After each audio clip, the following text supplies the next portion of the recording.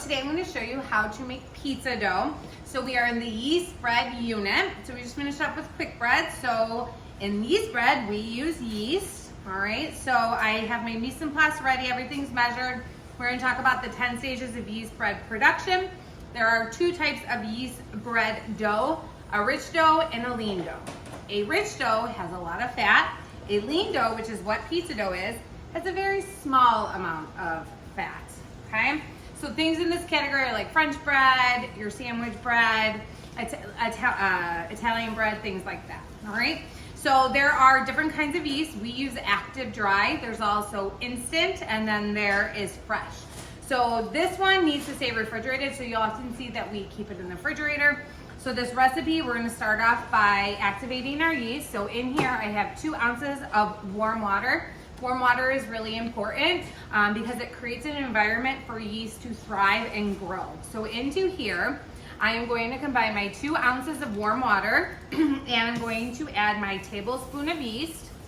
Like I said, we're using active dry. And then to that, we are going to mix this up. It's a small amount. So there's 2 amounts of water in this recipe. There's 2 ounces of warm water and then 6 ounces of cold water or cool water. So they're totally separate. So you're just using this 2 ounces to activate that. And then to here, I am going to add in my honey and my oil. And you can see that it's starting to activate. So it smells like fermentation. Okay, so we'll be right. All right, so we are back. So I just added the sugar and I added the oil. So the honey serves as the food for the yeast.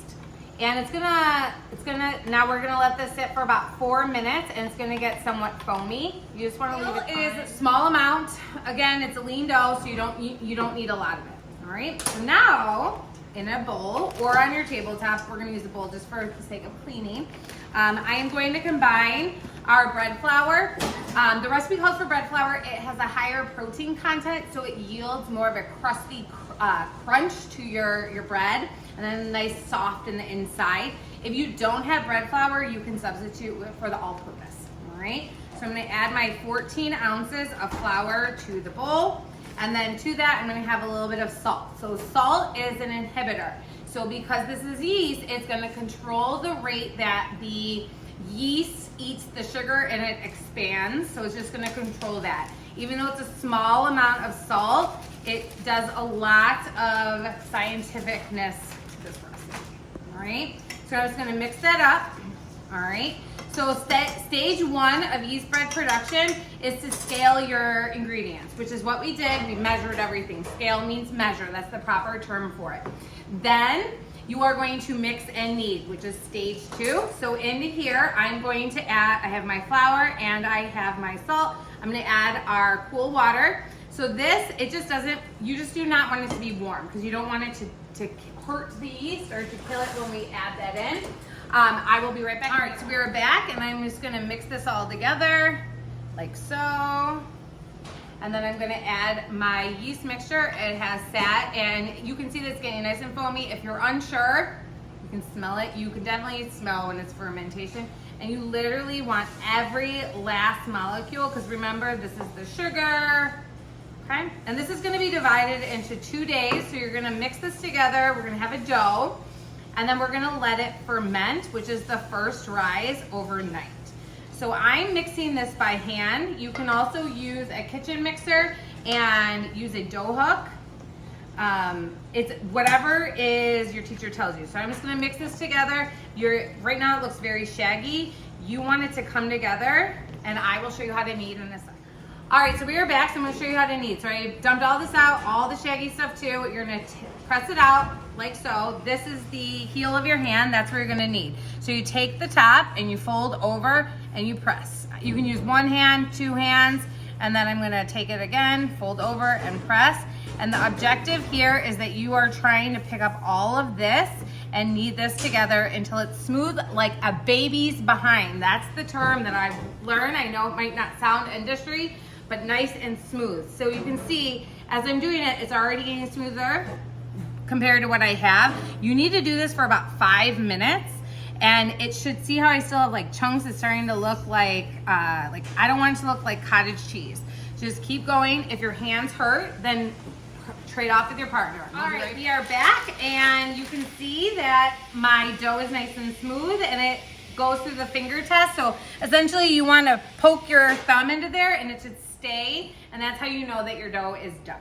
All right, so now what we're gonna do is we're gonna put it in a baggie, and you're gonna do the cool rise method, which means we're gonna let it rise overnight.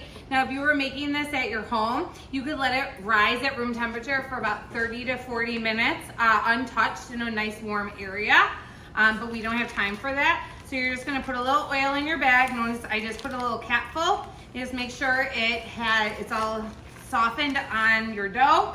And then I am going to seal my bag.